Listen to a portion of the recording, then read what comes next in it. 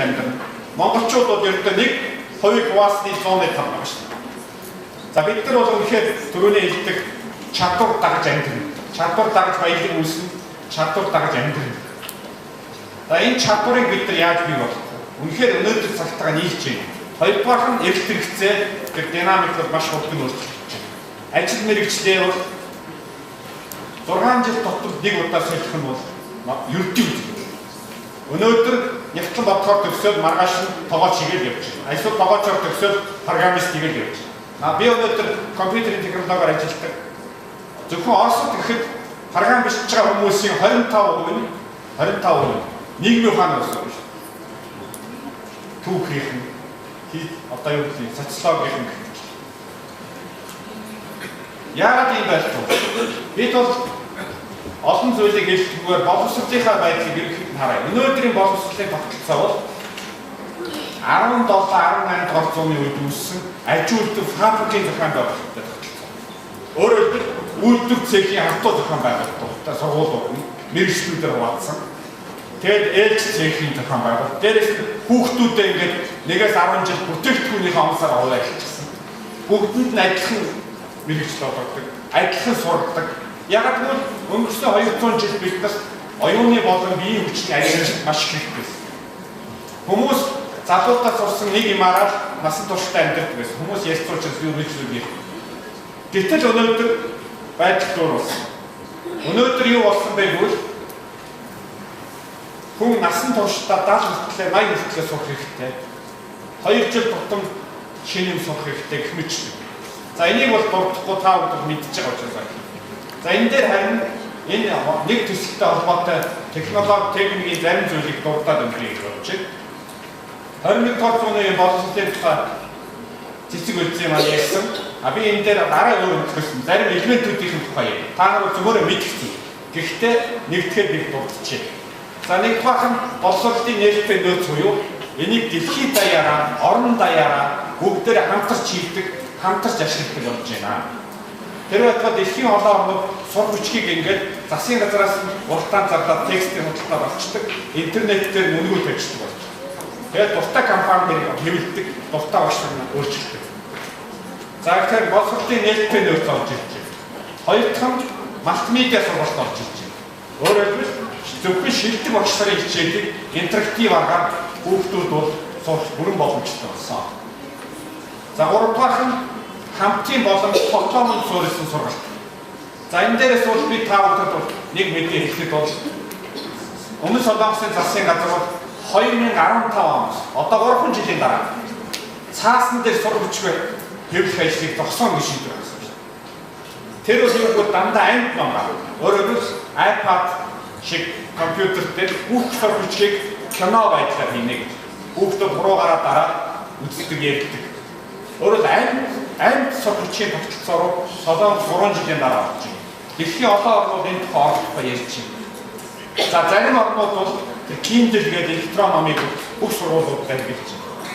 За зарим энэ компьютер тоглодог залуучууд мэднэ. Assassin's Creed 2 гэдэг тоглоом. Жишээд энэ тоглоомыг хийхэд дэлхийн 800 эрдэмтэн оролцсон гэж байна. Яг л тэр тоглоом дээр гарч байгаа хувцас, яриа, байшин барилга бүх юм нь дандаа тэр үеийн эртний Италийн хотуудын загвар магвар бүгдийг хийсэн. Тэгээ хүүхдүүд тэр бүгдийг судалж ойлгох. Энэ бол оюутан бол өгсөн нэг залгидаг биш. Юу залгихаа өөрөө сонгодог болсон. Өөрөөр интернет дээр хэдэн мянган сургуулийн хэдэн мянган хичээл байна. Тэрийг өөрөө сонгосон. Жишээ зарим компаниуд бол зөвхөн сурах шаардлагыг тавьж байгаа болохоос ямар ажилтнаа ямар сурах өөрсдөө цуглуулад бэлтгэж шээ. Тэгэхээр одоо олон наран туул гэсэн интернет дээр бол сургуулийн наран туул үүсэж байна.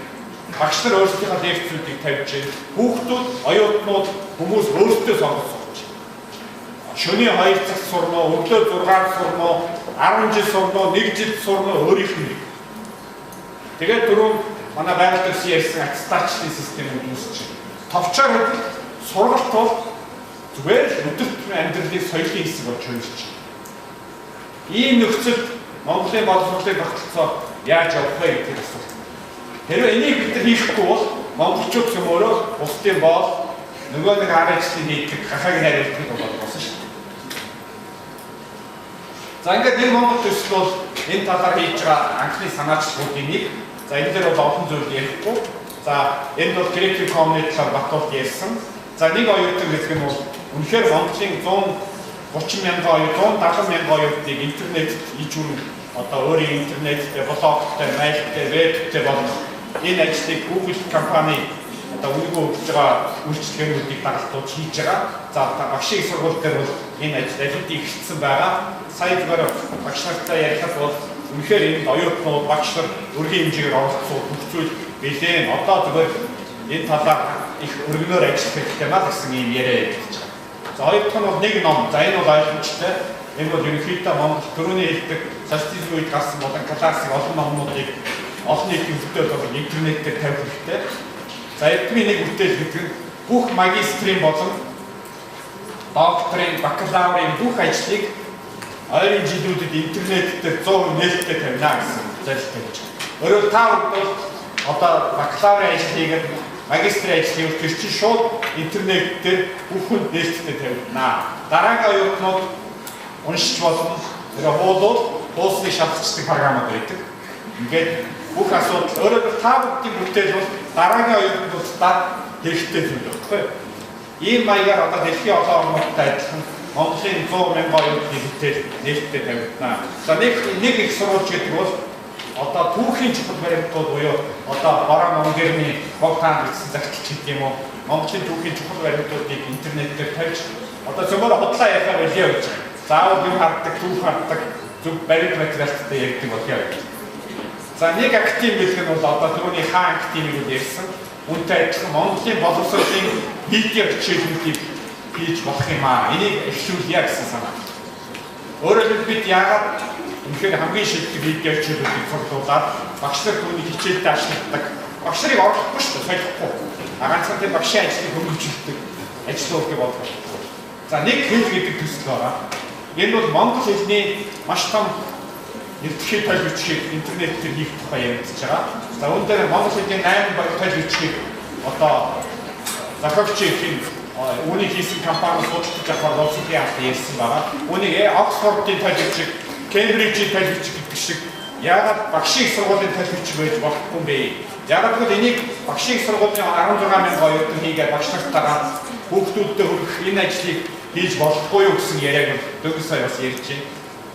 Энэ бол үнэхээр магадгүй ирээдүйд Монголын энэ багш нараараа дамжаад, та нараар дамжаад хүүхдүүдэд хүрээд ингээ монгол хэлний асуудлыг их өндөр түвшинд гаргаж тавих хэрэгтэй болоо гэж.